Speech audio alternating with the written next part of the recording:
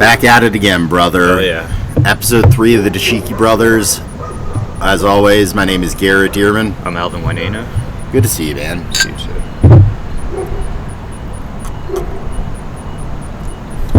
What did you get into this weekend? I felt like this weekend went by so quickly. I didn't do shit. I think I just worked Sunday.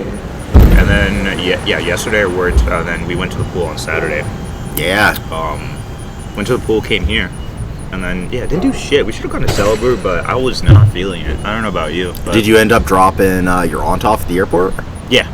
Ended up doing that. Went with my mom and my cousin. That went by real quick.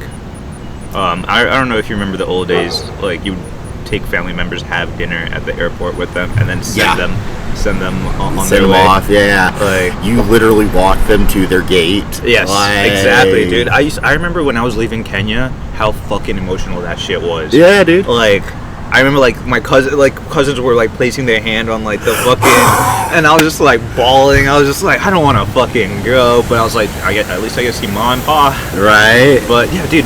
I remember in Dulles, there was a restaurant like right outside. I think there still is. It's smaller, but there was like a green turtle, not a green turtle, but like Bennigan's. Okay. I think like a Bennigan's or something. And we always used to take our family members there before we like took them or they went to security. But speaking of Bennigan's, I think Bennigan's was like when our family members from Kenya came to the U.S. We're going to Bennigan's. That's what they were excited about. We were excited to go to Bennigan's. You want some fucking fake Irish food? That was the spot, and then like Fridays was like, that's if Bennigan's is packed, you know? Packed, busy. Yeah. I miss. You're talking about the one that is in the location that the Silver Diner is now? Exactly. Yeah. Dude, that place actually had some really good food, and I guess it like blows my mind to see that Silver Diner's there now. Not that I dislike Silver Diner. It's Where was just Silver Diner before? Silver Diner was Pike and Rose. Really? Oh, okay. You know where the Quiznos was? Yeah. It was right across from the Quiznos. It was a standalone building.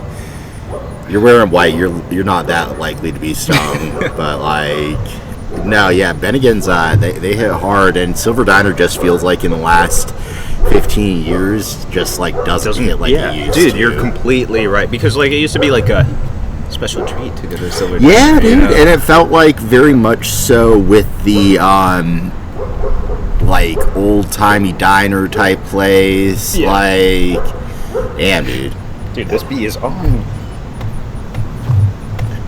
And I pissed it off by hitting it. I know. I mean, that might have gone away. Alright. Now, anyway, the weekend was really fun. What'd you get into? I know you had the kids. Yeah, the kids. I hung out with them the entire time. Did I bring him here Friday night? Did we come here Friday night? I was hanging out with you earlier on Friday in the afternoon before I went and picked him up. I worked, I think, on Friday. I feel like I did come back and say hi to you Yeah. later in the evening. I feel like the kids were like uproarious here. Yeah. God damn, this bee is which is pretty all over me, dude. You weren't working. You weren't working when I came and got you, because I came and picked you up with the kids, didn't I? Because I remember us sitting in the front area. Yeah, you're completely right. Yeah, you came and picked me up right after you picked up the kids, and then we were here for a little bit. I don't think we stayed for that long. No. I feel like I'm missing something that we did, but Saturday was the pool. we might have been here for a while. We went to on Friday. I might be thinking of Thursday, because I think Thursday we had one of those nights we had a late night out. I do remember. It was probably Friday, because Thursday I think Scruggs came. Scruggs did come down on Thursday. You're right. Yeah. Then her and I went to TGI Fridays. So I took her out on like a nice date last night, somewhere that I'd been before, and it was good Italian food. And like got like a fish meal, like with fish rice. meal. Nice. I got a fish meal. But I got a fish meal with rice, and I swear it was Uncle Ben's rice pilaf on the side. Where was this place? It's Europa Nova or something. It's over near like Four Corners, Silver Spring area. Yeah, okay, gotcha. The fish was good, like, but nothing to write home about. Now, I will say this. Had a glass of wine, each of us got a salad, ordered calamari, and then the red snapper that came with that rice. $62 total. Oh, wasn't too angry about that. Not bad at all, but I mean, you pay for what you get, I guess. And that's the thing, and I feel like the last time I went there it was better, but I guess I should also give credence to, we got there, we were seated like 10 minutes before they seat their last table. So, okay, yeah. You know, maybe they were trying to get on out of there, but whatever. Figure something out. Yeah. The pool, though, was a lot of fun. Now, like, I need to get Peyton a set of goggles because he is obsessed with swimming underneath the water right now. And he's getting pretty good at it. Yeah. But I think, dude, that sun was blaring down on us. Like, I'm surprised, like, none of us got a sunburn or something. You even had to put on sunscreen. Yeah, I felt it. I was like, dude, I need sunscreen right fucking now, dude. And I don't even usually get in the water all that often, but I was in there. Yeah, I feel like when we were down in Florida, we spent a lot of time in the water, but that was just kind of a different type of circumstance. We were drinking in the water. Yeah. I felt like we could have done that, but like not at the kids' side of the pool. Maybe at the deep end. I don't know. You should. Hopefully, they get good at swimming soon, so we can be chilling the deep end. Hell yeah, man! And honestly, what it really comes down to is I just got to bring their floaties so they can go wherever the hell they want to. Oh, true. Yeah. Because I mean, they know how to move around. They know how to propel themselves with the water, but it's just a matter of being able to be buoyant in that area. How was that? Was it baby shower you went to? Yeah, dude, it was actually really fun. You've met my friend Glenn a few times now, and his wife from Slovakia. It was there. It was their baby shower. Nice. Yeah, so his wife is pregnant due end of October. Okay. With the little baby boy Maximilian Burgundy. Something, I don't know. Maximilian's his first name, Burgundy's his middle name, and I think she took his. Do you know who that was? The corner or something? He does, right around the corner from there, near where the Badlands and shit are. So I don't know. So we got a decent amount on the docket today. Let's you know, this is somebody that I grew up watching years and years and just recently passed away. Let's talk a little bit about, you know, I wouldn't say he was one of my childhood heroes, but he was definitely an influence for me. You don't remember that time that he beat up someone on national TV? Oh! Like, obviously we're talking about Bob Barker. He recently passed away on Saturday. Yeah. At the age of 99. 99 years old, dude, man. He didn't even make it to $1. Didn't even make it to $1, dude. He knew exactly. He went right under. He went right under. He got out. He Literally. said, "Price is right rules. Like, can't go over." But yeah, he did beat up Happy Gilmore on national TV. Like, you remember my favorite scene of that movie? It's such a good one, man. I think Adam Sandler did pay tribute to him recently this past weekend. Good. And so the really cool thing, I'm an animal person, and Bob Barker, just with the acknowledgement to tell people to spay and neuter their pets. Literally every episode of The Price is Right. Did he do that? I didn't. Every time, dude. He just diligently. It was his big thing, and he made sure that people at least knew what he was passionate about, and I'm sure that got at least in some people's ears, and it helped bring down some of the stray animal. Impound animal, population across the states, but that was a rough one, but he's fucking playing golf up in the pearly gates now. So, yeah. Cheers to Bob Barker. I'm gonna pour one out.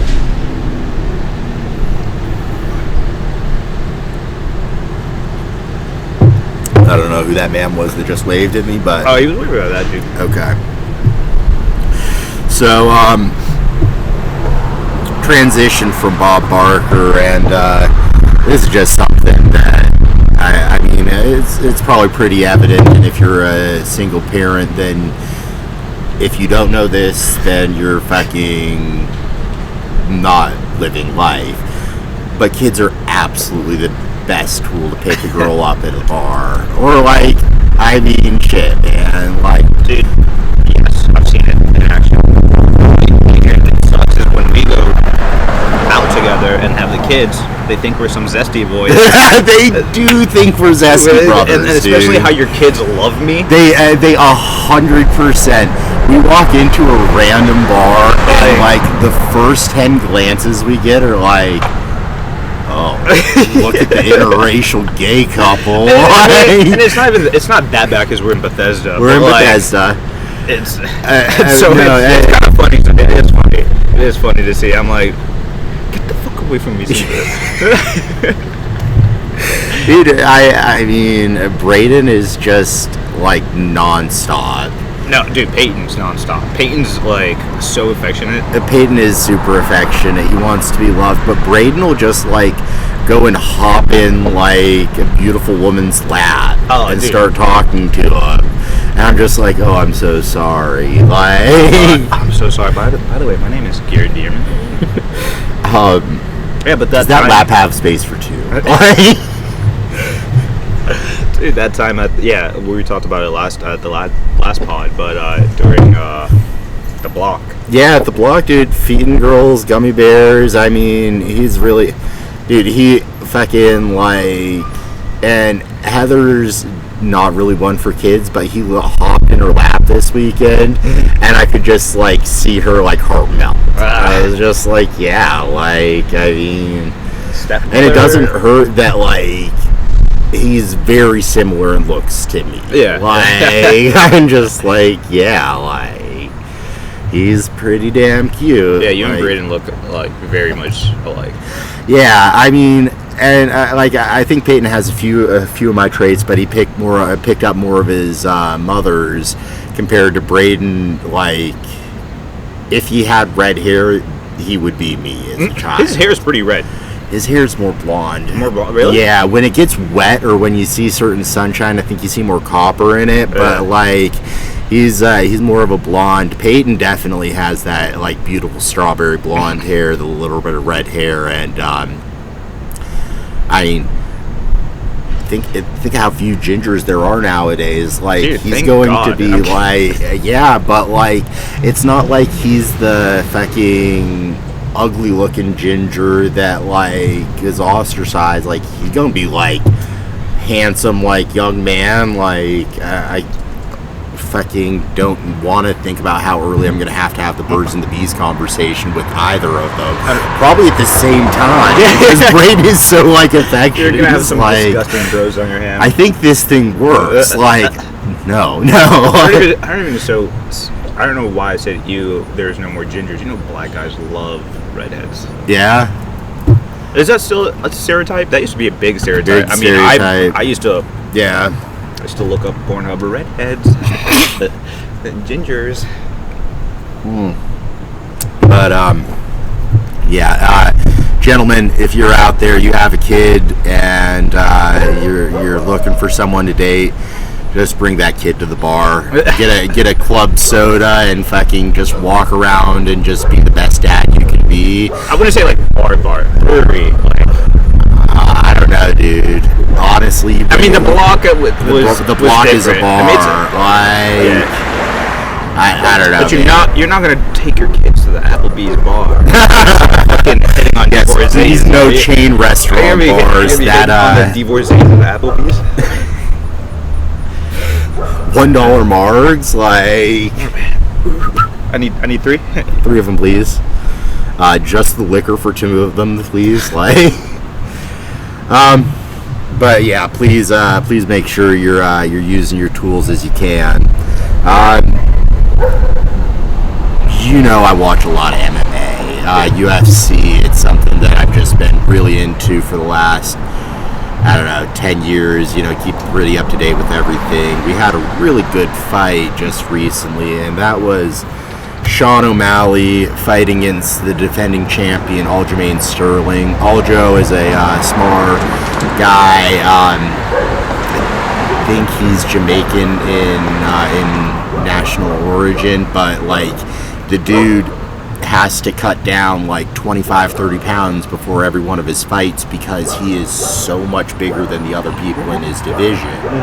Well, didn't matter last Sunday because he walked in to go for a 2-arm takedown on Sean O'Malley, and Sean is a tall, lanky, skinny motherfucker. Yeah. He has cornrows that are dyed pink, green, and every color of the fucking rainbow. Oh, I know. Yeah. He's like the new like sensation, right? He is the new sensation. I'm not like I haven't been into UFC since like the days of like Rampage and Chuck the Iceman. Like after that, I really fell. And Andre Silva was one of my favorite too. There was another tall white guy who was pretty good. What was his name? He was really, really good. Mirko Krokop, the European American. It's American. Kind of had like a Captain America haircut. Oh. What was his name? Talking about. You're not talking about Brock Lesnar when he went to do. No. I know who Brock Lesnar. I was about to say. I might have to look up UFC fighters in 2009. But what were you saying about that? Yeah, just like. Oh, he's on the cover of Undisputed, of UFC 2009 Undisputed. That guy. Oh, his name isn't coming to me. I know exactly who he is, but yeah. So Aljo goes in for the takedown. Sean O'Malley takes a half step back, and while he's stepping back, he's fucking cocking up an uppercut with his fucking left hand, hits him right on the chin. It stuns him. Overhand fucking cross, right hand to the fucking cheek. He's dropped to the ground. Gets immediately on top of him. Hammer fist. And this wasn't a title match, was it? This was a title match. Shit, it was for the fucking belt, and that's why the ref lets it go that long. You know, usually in a regulation fight, that second or third hammer fist, it's done. Well, he let him take 7 or 8, but Sean O'Malley's the type of guy that was literally fucking drawing up as hard as he could, fucking using every ounce of his power to fucking knock him out. It was good, man. So Nate Diaz is still in. Nate Diaz actually just fought Jake Paul in a boxing match. He lost. He's been in the UFC since. He's been in UFC for like 15 years. Right? Yeah. That's crazy. Nate Diaz was a fucking blessing to the sport, but you know, I'm not sure if they are going to re-up his contract. I know he does want to fight. I think it's Jake Paul. It might be Logan Paul, but whichever of the Paul brothers that he just lost in the boxing match to, he wants to fight them in the UFC. And I think they'd get the shit beat out of him in an MMA match. It was Forrest Griffin. Yeah. That was the name. He was one of my favorites as well. Yeah. But, you know, it was just a really fun fight. I gotta start watching. You do, man. I mean, I stream most of them on the Discord. Anytime I'm watching it, I also have it up there. So, like, definitely tune in for it. Well, when the Ultimate Fighter was a thing, I don't know if it's still a thing. It's still a thing. Is it still a thing? Yeah. Well, I was really into the Ultimate Fighter. You know Rampage Jackson's, yeah, Rampage was one of the coaches. Infamous door rip episode. Yeah. That was fucking crazy. Dude, I mean, and think about the strength that it takes to do that. To rip a door literally in half. Like, fucking. I fought some doors in my. I fought some doors too, dude. Yeah. Usually my hands don't end up for the better, but I don't think he got hurt. Like, dude, this is random, but speaking about hands, like, fucking. I was drunk one night. I don't know what I did, but I was like, let me see if I can actually dent the wall or whatever. And I just like punched. I just went like this, and I was like, oh shit, I actually did something. And I rearranged my whole room that I would hide my TV behind that hole. And my mom was like, one day was just like talking to me. I was like, what the fuck is this? And I was like, it was my skis. My skis fell when I was moving. They hit the wall. Wow. That's pretty fucking good. I went full white kid Kyle. Went full white Kyle, dude. there are two other fights that I'm excited for that are coming up soon. One is Israel Adesanya is fighting Sean Strickland. Izzy is he's a killer. He's the last style bender. I'm sure you've seen plenty of clips. Probably. I'm just He's not too familiar he's the with it. Kenyan that loves not Kenyan. He's fucking.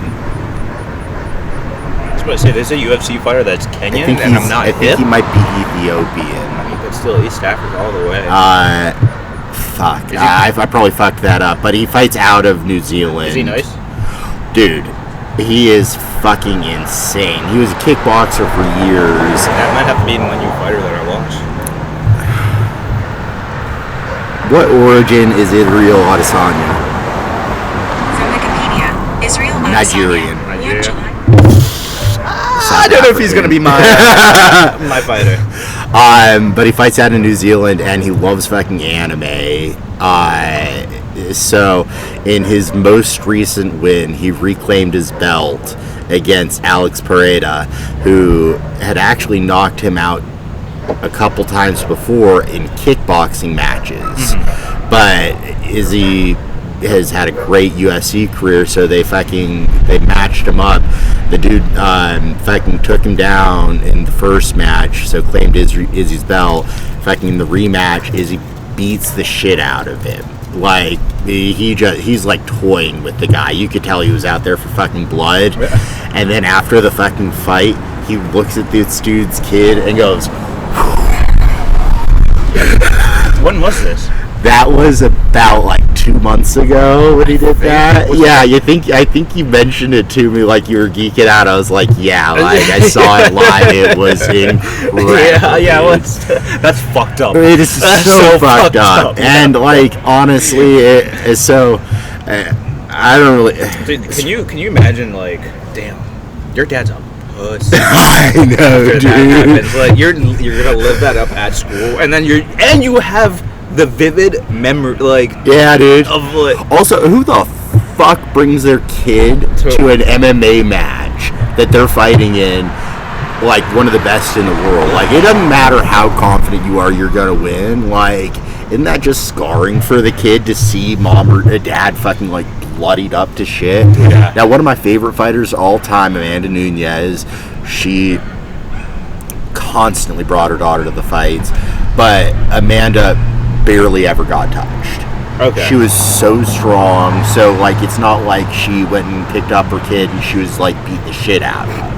But still, like I mean, it's fucking wild to kind of think that is a good decision. It's not. It's It's not a good, especially if it's an infant. Yeah. They're gonna have like fucking dreams, like a fucking lifelong nightmares, Yeah. dude. Like I saw my dad just about get killed. and dude, that might turn violent. Very well might. Like, I don't want that to happen to me. I don't want to look like a pussy like my dad. The fight itself against Strickland, I think it's a fucking hands down win for Adesanya. Strickland's a bigger white guy. He fucking, like, he's pretty stacked. He has a nice fucking jab, good grappling. But I don't know. It's going to take something special to beat Israel Adesanya. I'm really excited about Shevchenko against Alexandra Grasso, number 2. So Shevchenko lost her belt to Alexa Grasso just a few months back. Honestly, Valentina Shevchenko is one of the most violent fighters in the UFC. She is just like masterful with how she works. So I think she's just gonna come back and with a fucking rampage and kill this woman. I don't know. I really don't think there's much of a chance on either of those ones. Yeah, maybe I'll get into UFC and then I could actually put some Yeah, real we can info. talk about it a little bit Yeah. more. So, this is kind of like a twofer right here. You're free, Oh yeah, and you've been watching a lot of SVU. dude. Dun dun. I've been watching a shit ton of SVU. I fall asleep to it. I've been having some weird ass dreams. Like getting raped and stuff. I'm kidding. My God. I'm going to see a therapist. I'm going in for questioning. Like they're like, "What happened, Alvin?" I'm kidding, but like, yeah, I'm free. You know, I don't want to go too much into. No. Yeah. It was a shitty situation that happened. But you're fucking, you got released and everything from your conditions, and that's what fucking matters, man. Yeah, I'm so happy to hear that. Ready to like look forward. It's just, it's just been a dark cloud weighing over my shoulders. So like, just a good relief. I know we celebrated the other day. We got Liddy. Fuck yeah, we did. It was fun, man. And I mean, you know, it's been fucking haunting over you for like the last 18 months. So like, you know, it's good to fucking finally get that monkey off your back. Yeah, exactly. So like, we'll just look for the future. I know like we're thinking of doing big things coming up. So fuck yeah.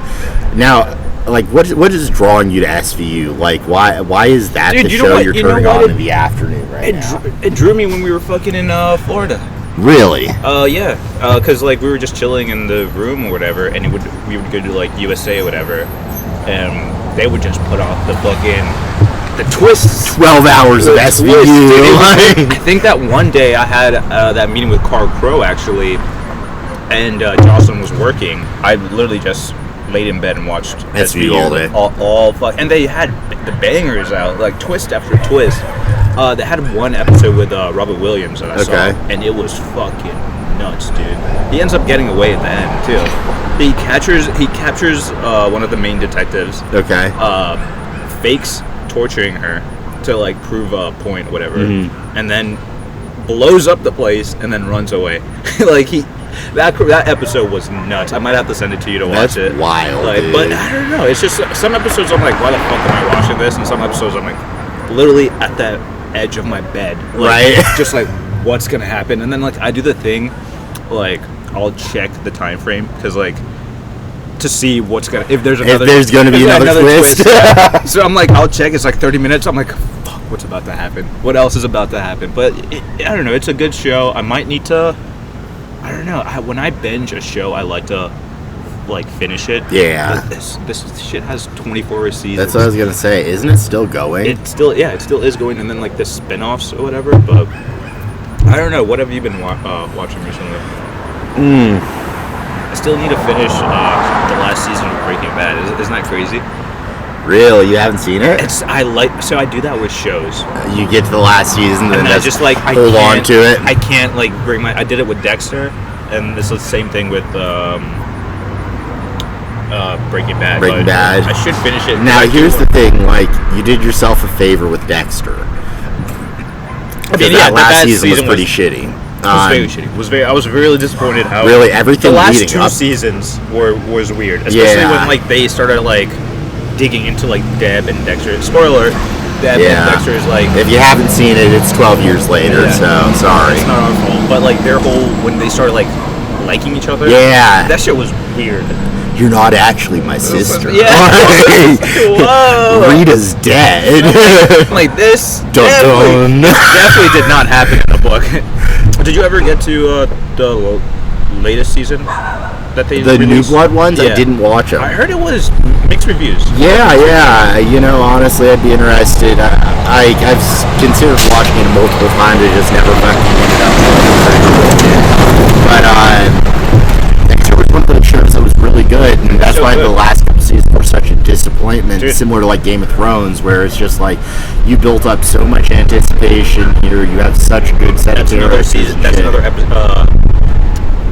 Show I didn't finish all the way through. I stopped at season 5. 5 is fine. You can watch 5 and 6, and you'd still be happy. But don't watch 7 and 8. Is 5 when the little dude gets taken? You're talking about the imp? Yeah, he gets taken. Is that season 5? Or at the end of season 4? Into season 5? You're talking about when he gets brought down to Bravos. Yeah, and like he's sailing in a boat or whatever. Yeah. That's probably like around season 5 or so. I stopped around there. But it was good. Yeah, no, I mean, Game of Thrones, for the material that they had that was written book and they were able to kind of like expound on, but they had a defined storyline. I thought was amazing. It was one of the best shows I've ever watched. Now, when you take into account that they basically had to go the last 2 seasons off without of it being him basically saying, oh, this is kind of what I wanted to happen. Yeah. They go past the written material and then the show fucking falls to shreds because you're not a fucking book writer. You're not good at coming to these conclusions, and the author hasn't came to them himself. So did he continue writing, or so? Dude, he hasn't released a book in fucking 14 years. So he's not. He's going to release the next one eventually. But he said he was like 65% done like 5 years ago. So basically, the showrunners fucked up his vision by creating. The producers fucked up his vision by not actually having a fully fleshed out story because he wasn't even 100% sure what was going to happen yet. That's yeah. And like again, when you don't have that continuity and you had gone from such a well-structured show, like now there is so much fucking going on in Game of Thrones. Like you have to remember like 50 names and faces just to fucking like watch the show, but it was literally very well done. If I was to continue or finish it, I would have to start over. Yeah, from the first season. And honestly, it's not a bad thing. Yeah.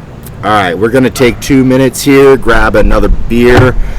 We will be right back. And we're back. Oh yeah. Cheers, brother. Cheers.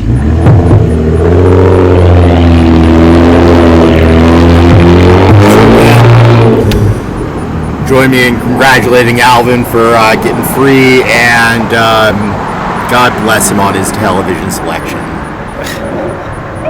So, Alvin, I named my first son after him. I'm a big fan of Peyton Manning, you know that. Yeah. And actually, in the last few years, I've kind of grown to also have a affinity towards Tom Brady. I think in part that's because I saw how tough he went through with his divorce, and like I can fully understand that, and that made me actually kind of appreciate him more. Yeah. I could fucking talk for days on either of those quarterbacks, what, great games that they've had, but what for me really stands out is like some of the funny experiences that they had with other people on the team. So I have a story here for Peyton. It is Reggie Wayne, Colts wide receiver, and he says the following. The one story I tell all the time, I feel like Peyton had his day planned out from the day before the day even starts. He knows what he's going to do, what time he's going to wake up, when he's going to brush his teeth, what time he's going to go to the store. That's how he prepared for games. He wanted to figure out what the defense was going to do before they did it. So the way he prepared kind of the rest of us is to kind of pick our game as far as preparation goes. Everything was a football to him. He was a workaholic, basically had no social life. That's one thing you can respect. I picked that because I think it kind of just like showed how fucking serious about the profession Peyton Manning was. Yeah. It was all fucking work to him. And then I picked this Tom Brady story, although I hated him for years. This is LaShawn McCoy. He's the goat.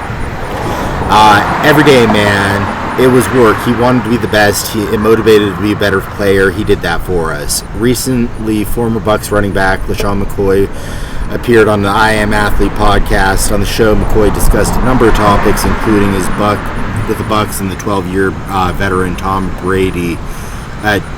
Bucs and Tom Brady, the 12-year veteran, raved about Tom Brady's intangibles, telling several hilarious stories about Brady's competitive fire. Tom ain't soft, though, McCoy said. Hold up. Tom a gangster, though. The Super Bowl we played against the Chiefs and Tyrann Mathieu, AB caught the touchdown on him, and Tom was like, yeah, and Tom gets into it. He's like, great catch, and it was Mathieu, so Mathieu felt like this was get off me type of thing. Hey, Tom came over and was like, hey, man, I didn't mean to do nothing by that. And Mathieu said, nah, man, fuck that. So Tom said, well, fuck you. the whole sideline was like, oh shit, he's human. So I don't know. It just seems it's interesting to kind of see those like two perspectives. They were both all business. Mm-hmm. They both really cared about the game, but although I think Peyton's hilarious in certain things, like there were barely any of the articles from his like other players that like were actually like him like getting angry or like being funny. Mm-hmm. He was just like, yeah, I took you out of the game. Like, and then he denied it. Like, so I don't know. It's kind of an interesting perspective to me because I think there's multiple different types of individuals, obviously.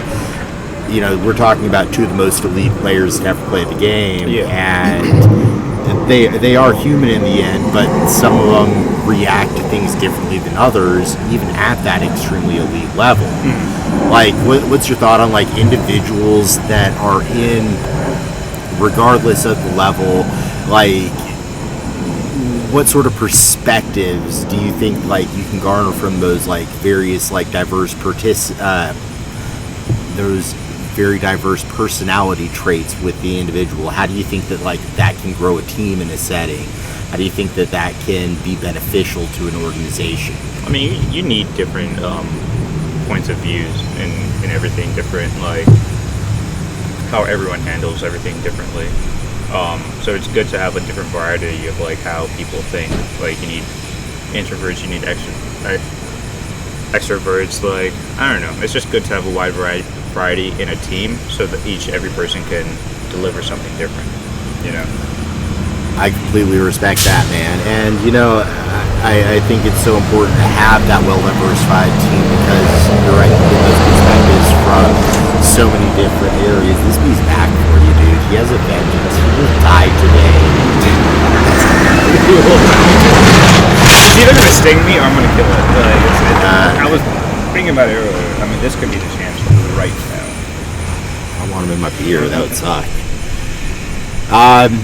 But yeah, you know, I just think it's so interesting how, again, two people at the most elite level just to me couldn't seem to have more different of a personality. Like, so yeah, it's just interesting food for thought for me. Like you're talking about, again, you're 2 of 32 in the league at the time when they were there together. Like it's pretty fucking insane. That beat's all on you now. He's fine. So we each go out a decent amount in the DC area. We've lived here kind of our entire lives, at least our adult lives and teenage growing basically, up. Yeah. I don't know, when did you move over here? I know you were born in Utah. I was born in Utah. I moved here when I was 4 years old. Okay, yeah. So I was right here. I moved here when I was 5 or 6 for 10 years. So, yeah. So we've spent a pretty similar amount of time here. Something that like I'm always looking for is a good spot to bring a new date to, or even a follow-up date to. I mean, we're already winning with Palo Betty. I think that should be a good first date spot at Palo Betty. Isn't it so cute, dude? It's so, dude. You haven't even seen the inside. I have seen the inside. You saw like I walked around the inside. So you saw the seating inside. Yeah. It's so like it's very nice. Exactly. It's like diner hall like open. I don't know how to explain it, but like it's nice. I like the front area where the hostess stand. Yeah. I mean, the bar is. The bar outside makes up for it. Exactly. Yeah. So. Yeah. Yeah, so what other places? So definitely the block. Also, the block is fun. Like if you have somebody that likes to drink, if you like to drink and you want to go out for, I think especially like as a first date type meeting or as a third date once you're already comfortable with them and you know that's something that would be a good setting for it. But craft cocktails. You have a great bar staff there. They give the appearance, they give the facade that they are very high end. It has the cute little dining hall and everything with the nice little Asian restaurants. Did you ever go when they had those like little fancy like SpongeBob drinks at the block? No, I didn't. They were like really not. They were good. They were expensive though. Just like Well, and I mean, they have the fancy glasses, so they do that like blue Hawaiian, and it's in like a wave-looking glass and everything. So, honestly, for me, it's worth the cost for those cocktails if that's what you're looking for, and it's really for the amount of like ounces of liquid that you're getting for some of those more expensive cocktails. They're typically larger cocktails as well, unless you're talking like they're old-fashioned or something. Yeah. But you're not expecting to get a lot of extra liquid. And they actually like go the extra mile and like cut their own ice and stuff like that. Have you seen them I've do seen that? them do it in the morning. Yeah. Which is it's great. You get a nice big block of ice for a whiskey. They're actually mixologists there. I feel like because like they take it seriously. They have the various different bitters. They have fresh ingredients. They make their own grenadine and shit like that. So no, the block is really good. From there, a really fun place for me. It's right outside of right outside of DC in Silver Spring. Mm-hmm. It is the Society Bar and Lounge. It's the Caribbean-owned bar that I had talked to you about. I took the not Lauren Society, right? No. So this is right in downtown Silver Spring, like 2 blocks from the Majestic. Okay, yeah. It's a Caribbean-owned restaurant. That's where I took the Kenyan girl. Okay. And it's just, dude, their food is phenomenal. Okay. And they have like a few different like light fare options. So like you can get, they have this Caribbean roll. It's like rice, beans, corn, I think some chicken or something in a fried egg roll wrapper, and it just hits good. Like, it's a nice appetizer food if you're trying to share something on a first date or something like that. And the fucking staff there couldn't be more cordial. Like they are trying to talk you up. Okay. Like any other ones?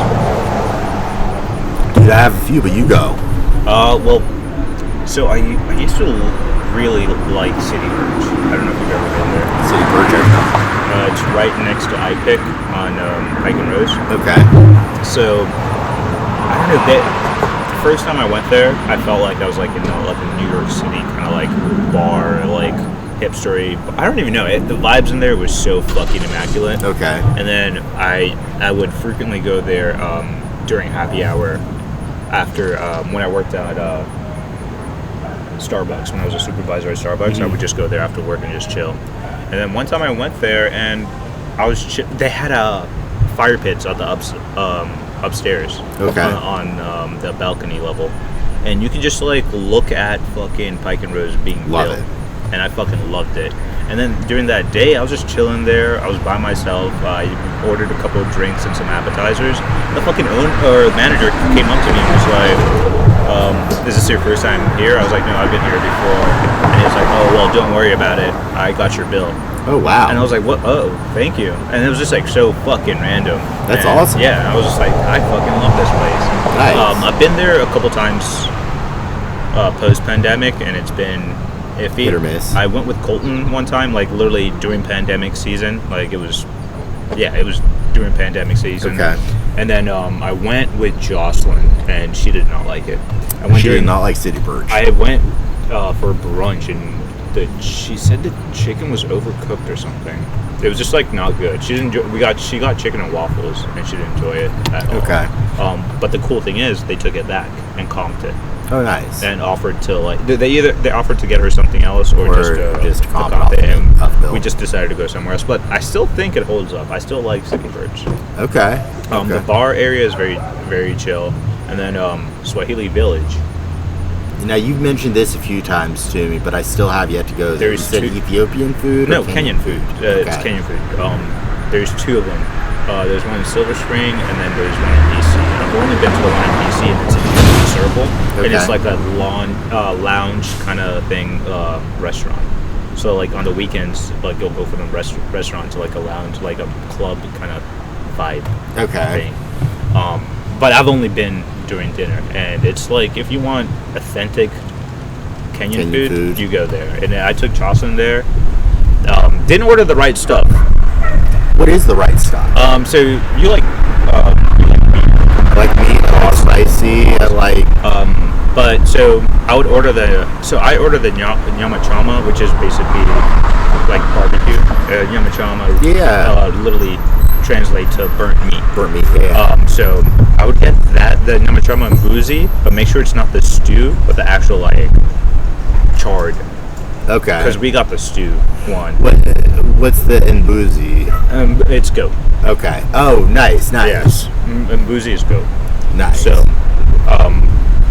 get the charred version, and it's good. It doesn't taste good. I mean, you've tasted goat. Have you tasted? I love goat. Yeah, goat's awesome. Goat's so like when you goat cook it, to me is very similar to lamb. They also have like nyama chama like chicken or nyama chama beef, but I like goat is like. So did you go? I went a second time with my family and ordered the right stuff. Okay, that's what I was wondering. Yeah. So I ordered the right stuff, and then they have flaming margaritas. Jocelyn got it, and then I think I got it the last time I was there. Okay. But they literally have a flaming margarita that they'll like make and like do a whole theatrical thing while they'll like turn like it comes like on a lime. Like the flame is in the lime. Okay. And then they'll turn it over onto the margarita to put it out to like flame it up and then. Oh, interesting. Yeah.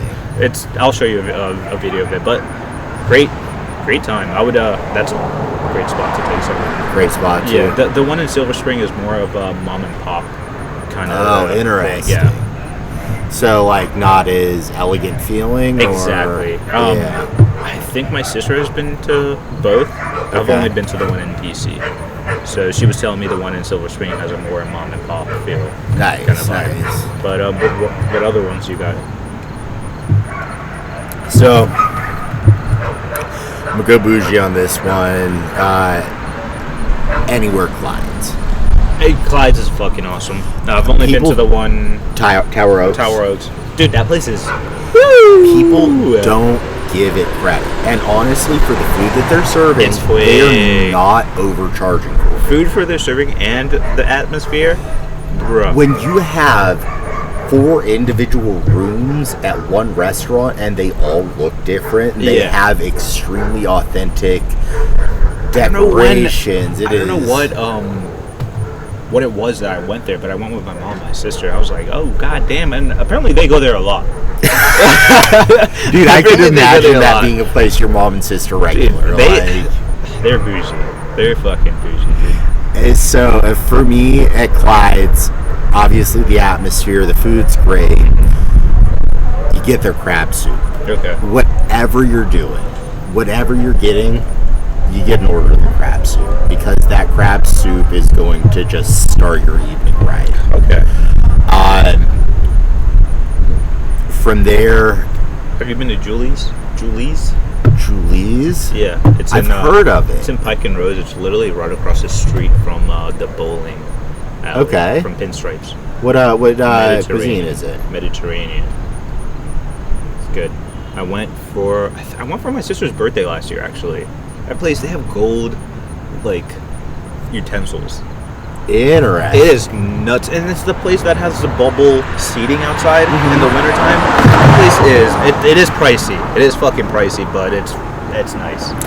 Now, to stay in that line of type of food, take that, but knock 2 fucking $signs off the TripAdvisor price, and you have kava. Yeah. Dude, you laugh. No, you're completely right. Because when I think about kava, I think about Montgomery Mall kava. Yeah. I think about kava, where Old Navy is. But they're kava restaurants. Yeah. I went to dude, and honestly, it's not below the bank expensive. No, it is Mediterranean food. pretty It's nice very in reasonably there. priced, and their food holds up to most Mediterranean and full bar. They're expert. Me and Tony went there before we went somewhere. I think we were gonna go to Frank's or something. But he was like, "You want to go to Kava?" I was like, "Yeah, fuck it." And I was like, "Why does he want to go to Kava?" He's like, "Oh, don't worry. It's they it's have a a bar kava. It's Kava Plus." And then I went there. I'm like, "What the fuck? This is a thing?" And I think I saw one like that when we were in Florida as well. Oh, nice. Yeah. Okay. I don't know which one you've been in. I think there's one in Olney. That's where. Yeah, that's exactly. Okay. Yeah, that's the one we went to. It just feels high end, Okay. you know, but it's not expensive, and the food is great. You're in Colesville, not Olney, right? I'm in Colesville. Okay. Yeah. How far is that like from 20 Toronto? minutes per take. Have you heard of Levay? Levay? Yeah, Lave. It's on the wharf right next to the Anthem. Yeah. Have you been there? I have not, but I've heard about it. I went there. That's the place where I went during Mother's Day. It was like a rooftop kind of bar experience. It's not like a mid, and then they have like a penthouse kind of thing. But it's where I went for Mother's Day, and it was like what, $80 a person or something. But it was fucking worth it. The views immaculate. It was full course brunch kind of thing. And like you could get bottomless, but like apparently like it's a good spot. Like I liked it, but I want to go there when it's not like Mother's Day or something, like a Saturday. Or like, So was it like kind of packed being Mother's Day? it was packed. Yeah, and they had like a pre-set menu kind of thing. So it was prefix. Yeah, but it was so cool. Like I've only been to a few like those, but like how like they just brought out food, like Yeah. and you could. I asked for a plate of bacon. That plate of bacon was fucking massive. Oh, bro. really? Yeah, dude. It was great. Yeah, that's a place you should check out. Like, Okay. yeah. And then they have a penthouse. So they have like the normal section, and then like the penthouse section, which is like the open deck shop or whatever. Hell yeah. So I have a couple other ones, but they're more just like average restaurants in the area that I think are really good and that they kind of deserve to be checked out regardless. The first is Pasta Plus.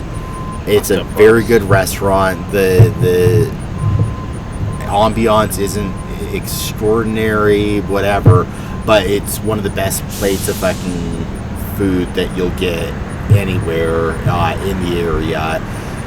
That is a little bit closer to Olney. Okay. In between Olney and Columbia. And the second is a restaurant in Wheaton. Very cute little mom and pop store. It's called Christina's. Okay. It's in the strip mall, but it's Which like strip mall?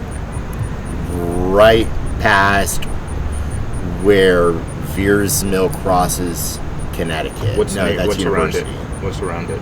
Like So the IHOP is like 2 blocks down. It's right near where you got your tattoo. It's about 2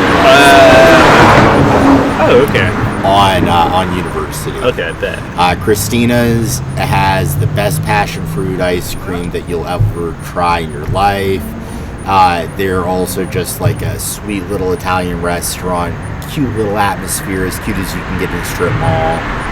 But definitely worth checking out. I hope your third one is the one that I did. What's the third one for? What are you thinking? Chef Tony. You took Tony Amalfi's, dude. Chef Tony. No, Chef Tony, about 2 blocks away from here at Seven Locks Brewery, is a phenomenal restaurant. They have the best happy hour in the area that I've found. Best, like, bang for your buck. Bang for your buck, and for like exactly for what you're getting. Like their appetizers are fucking nice and expensive on like certain, like I usually get the skewers. Yeah, it's one skewer for like $13. Yeah. So half off that, I'll go there any fucking time. And and it's good. It's fucking good. And did I tell you they have cooking classes? You did mention that. Are we taking cooking classes at Chef Tony's? Chef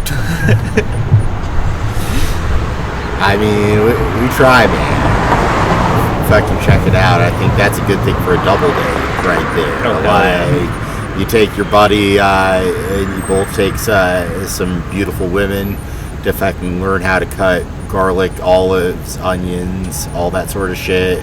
I mean, Jocelyn is planning to come in the next couple of weeks, so like we were talking, either pre-Labor or after Labor Day. You're gonna make it happen. Yeah. So, You know, honestly, there's so many places in these. Oh yeah, we can keep on going for probably another hour or so, but tune in for next week. We'll have some more. We'll drop some additional restaurants, and we should go to some. We should look up some that we haven't been to around the area and just fucking sweep on through. Check it out. Yeah, that's let's think about doing that tonight. I'm there with Scruggs. Yeah. See what happens. Hey. So, I mean, what's top of mind for you, Alvin? What is your goal to accomplish this week? What's getting you up in the morning? What's fucking exciting you right now? Well, waiting on this new laptop I'm getting. You and your mom getting the MacBook? Yeah.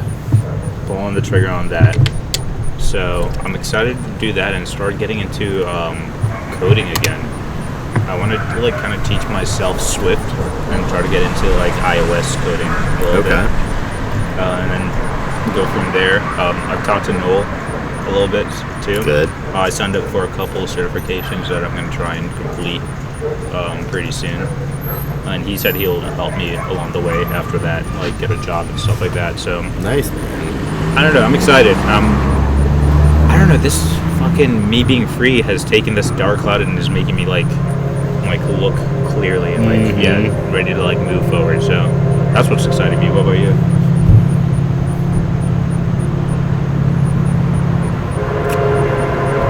You know, I've had an exciting last few weeks. I don't have any really big things right now.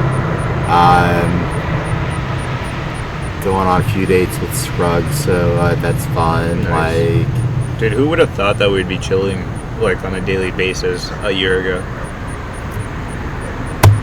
Nah, that's a valid point, man. I mean, and you know, I feel like you and I had a good connection.